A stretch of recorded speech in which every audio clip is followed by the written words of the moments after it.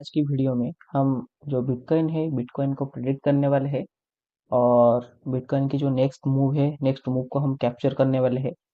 तो चलिए मैं आपको थोड़ा कुछ बताता हूँ कि कैसे हम बिटकॉइन को यहाँ पे इस टाइम पे जो बिटकॉइन का पोजीशन है, तो यहाँ से या हम बिटकॉइन को लॉन्ग करना चाहिए या शॉर्ट करना चाहिए। तो गाइस, जैसे कि आप देख सकते हैं कि हम अभी है डेल्टा एक्सचेंज इंडिया के प्लेटफॉर्म में, जहाँ पे आपको बिटकॉइन के ट्रेड करने के लिए 200 गुना 200x की लेवरेज मिलता है। बट यहाँ पे अभी हम कोई भी लेवरेज सिलेक्ट नहीं कर रखा है। और टेस्टिंग के दौर पर हमने एक छोटी पोजीशन भी बनाई है बिटकॉइन की, 2 बिटकॉइन को हमने शॉर्ट किया है, जैसे कि आपको पता चल रहा है। यहाँ पे कुछ $3 की कुछ प्रॉफिट चल रहा है हमको। तो मैं आपको बताने वाला हूँ कि यहाँ ये प्लेस से, मतलब ये जो बिटकॉइन का अभी का जो टाइमिंग है, 1,11,695, इसके बाद हम बिटकॉइन को लॉन्ग करना चाहिए या शॉर्ट करना चाहिए। तो गाइज, ये जो पोजीशन है मैं इसको बड़ा कर देता हूँ, ये ट्रेडिंग व्यू का पोजीशन है। देखो हम कैसे प्रेडिक्ट करते हैं। तो हम जो बिटकॉइन का जो चार्ट हम देख रहे हैं, वहाँ में हम डेली चार्ट देख रहे हैं। तो डेली चार्ट में हम देख सकते हैं कि कल रात से मतलब 7 अक्टूबर से बिटकॉइन से एक बड़ा रेड कैंडल बना था। उसका वॉल्यूम अगर आप चेक करेंगे तो वहाँ पे वॉल्यूम भी बहुत तगड़ा वॉल्यूम था, जिसका कारण ये है कि बिटकॉइन में बहुत सारे सेलर्स लोग काफ़ी हावी हो गए थे। और बिटकॉइन इसलिए इस प्लेस से ही हमको नीचे आने का सिग्नल दे दिया था।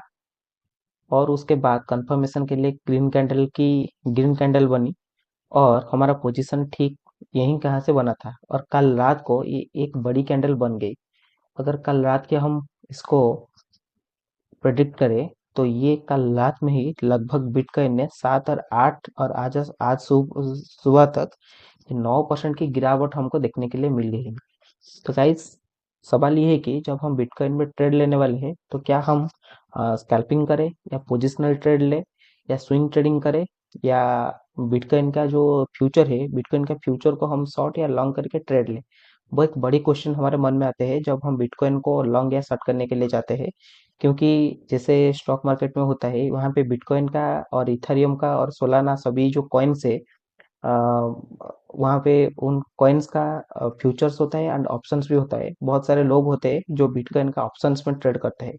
बट यहाँ पे मैं आज आपको ये बिटकॉइन का जो फ्यूचर है, ये फ्यूचर का चार्ट है, मैं अभी खोला रखता हूँ। ये फ्यूचर का चार्ट है। इस चार्ट में हम देखेंगे कि बिटकॉइन को हम लॉन्ग करना चाहिए यहाँ से या शॉर्ट करना चाहिए। तो उससे पहले मैं आपको बताना चाहता हूँ कि देखो, ये जो हमारा जो ये मेन अकाउंट है, वहाँ पे कोई गड़बड़ी नहीं है। ये डेल्टा एक्सचेंज के प्लेटफॉर्म है और ये बिटकॉइन है। और जो margin profile, account margin profile आपको जो डेल्टा एक्सचेंज में देखने के लिए मिलता है, वो वहाँ पे आपको 3 प्रकार की मार्जिन देखने के लिए मिलता है। एक होता है आइसोलेटेड मार्जिन, और एक होता है मेन मार्जिन, पोर्टफोलियो मोड, और एक होता है क्रॉस मार्जिन। हालांकि जो क्रॉस मार्जिन है वो इतना पॉपुलर नहीं है, बट जो आइसोलेटेड मार्जिन और जो पोर्टफोलियो मार्जिन है, वो बहुत पॉपुलर है बिटकॉइन में। हमेशा याद रखें कि जब आप बिटकॉइन की फ्यूचर में आप जब ट्रेड करें, तो आप आइसोलेटेड मार्जिन पे ही सिलेक्ट करें। क्योंकि वो आपका जो लेवरेज है और जो मार्केट की पोजीशन की जो लिक्विडिटी है, आप जितने रुपीज से ही ट्रेड लेते हो उतनी रुपीज की लिक्विडिटी हो जाती है।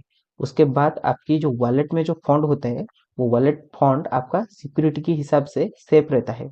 पर जब आप क्या करते हैं, जब आप मेन पोर्टफोलियो मोड में कोई ट्रेड लेते हो फ्यूचर ऑप्शन में, या आप कोई स्ट्रैटेजी बना रहते हो, जैसे स्ट्रैडल स्ट्रैटेजी या बटरफ्लाई स्ट्रैटेजी या कोई भी ट्रायंगल स्ट्रैटेजी या कोई भी स्ट्रैटेजी आप बनाते हो, अगर वो स्ट्रैटेजी के इग्नेस्ट मार्केट मूव करता है, तो लिक्विडिटी के हिसाब से आपका जो रेस्ट फंड होता है, वो रेस्ट फंड को मार्केट यूटिलाइज करता है। तो वहां पे एक रिस्क ये होता है कि आपका कैपिटल जीरो भी हो सकता है। तो हमेशा जब आप फ्यूचर में ट्रेड करें बिटकॉइन या इथेरियम या सोलाना या केक यूएसटी व अदर यूएसटी जो होता है, तो हमेशा याद रखें कि आपका अकाउंट मार्जिन आइसोलेटेड मोड पर ही रहना चाहिए। तो ठीक है, हम यहाँ पे टेस्टिंग के लिए कुछ डॉलर यहाँ पे ऐड करते हैं। और ये अभी एक टेस्टिंग चल रहा है, जिसका पीएनएल में आपको दिखा सकता हूँ कि 3.89 यूएसडी समथिंग कुछ चल रहा है। और ये ट्रेड में हम कितना लेवरेज लिया था और कितने बजे हम लिया था, मैं आपको वीडियो की बाद में मैं आपको बताने वाला हूँ। और नेक्स्ट फंडिंग जो मिलने वाला है मुझे, क्योंकि हमने बिटकॉइन को सेल किया है, तो उसके हिसाब से जो फिर बिटकॉइन का फंडिंग वो हमारे अकाउंट में आने वाला है। वो 48 मिनट्स में हमका आने वाला है। क्योंकि आपको पता है कि बिटकॉइन का जो फंडिंग होता है वो 0.01% होता है। इसका मतलब जब आप बिटकॉइन का बाय करोगे, तो वो हर 8 घंटे में उतना जितना पैसा आपका जो फंड से अकाउंट से वो निकल कर ले जाएगा, वो जो ब्रोकर है डेल्टा एक्सचेंज। और अगर आप बिटकॉइन और इथेरियम को सेल करते हो, तो वो जो फंडिंग का पैसा वो आपको मिलता रहता है हर 8 घंटे में। तो चलिए मार्केट को प्रेडिक्ट करते हैं कि मार्केट में ये जो इतनी बड़ी गिरावट क्यों आई है, और इस गिरावट के बाद क्या हम बिटकॉइन को लॉन्ग करेंगे या शॉर्ट करेंगे।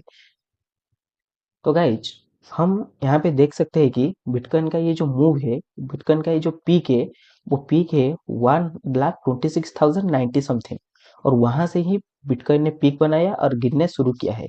तो क्या ये गिरावट कितने देर तक टिकेगा और कितने नीचे जा सकता है, क्या ये गिरावट वहां से खत्म हो सकता है, क्या ये बिटकॉइन यहाँ से ऊपर जा सकता है। तो गाइज मैं यहाँ पे छोटा कर देता हूँ। हम लोग कुछ भी, मतलब इंडिकेटर यहाँ पे यूज नहीं करने वाले, स्मार्ट मनी कंसेप्ट के हिसाब से मैं आपको समझने वाला हूँ कि ये यहाँ पे आपको क्या करना है। तो जैसे आप देख सकते हैं कि हमने बिटकॉइन को डेली चार्ट में यहाँ पे रखा है, 1 डे चार्ट मैंने सिलेक्ट किया है।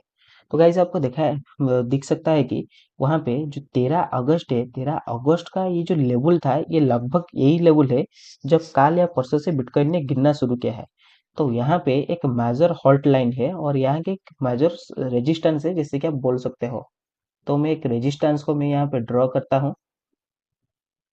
एक रेजिस्टेंस को हम यहाँ ड्रॉ करते हैं, क्योंकि ये एक मेजर ट्रेंड लाइन है। देखो, ये लाइन को टच करने के बाद ही, इसको टच करने के बाद ही बिटकॉइन की जो गिरावट है यहाँ पे देखने के लिए मिला था। तो मैं यहाँ पे एक लाइन खींच लेता हूँ। ये एक लाइन है, इस लाइन को मैं थोड़ा पीछे भी ले जाता हूँ और